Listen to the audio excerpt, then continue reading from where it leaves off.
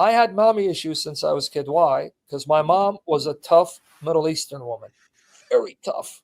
And for the longest time, that gave me the impression she didn't love me because her love language wasn't to say, I love you, and that wasn't my mom.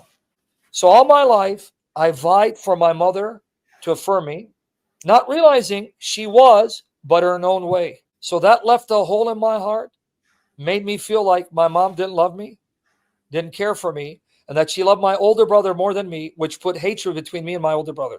So I resented him. I'm going to tell you a true story, sister. I came into the faith, and I remember I was going to go to Modesto, California for the first time. I remember before I left, I told my mom, you know what I told my mom? I go, all my life, I have tried to get you to love me. And I'm tired. I can't do it anymore. She goes, what are you talking about? You know I love you. You go, no, you don't. I'm done.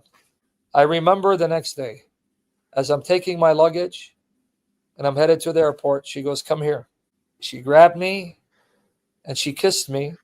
She goes, don't ever think I don't love you. I do love you. That was probably the first time in years that my mother ever grabbed me and hugged me and kissed me. Then I realized later she did love me. She showed it by her deeds. And how do I know she loved me?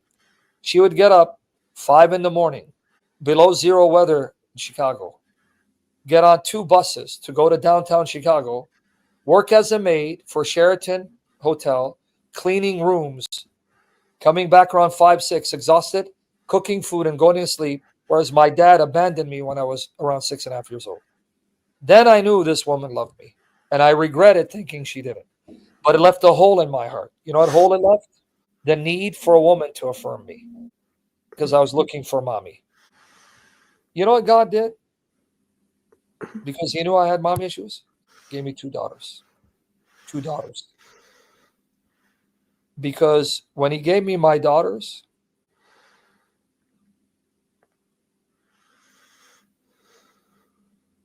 for the first time, here were women who loved me unconditionally for me. He goes, you've always wanted to be affirmed, right, Sam? Yes, Lord. Here's your firstborn, and here's your baby. Finally, I met 2 women who love me for me. They don't care if Baba is fat. They don't care if he's skinny. They don't care if he's dressed like a bum. I'm their Baba, and they love me for me. It's beautiful.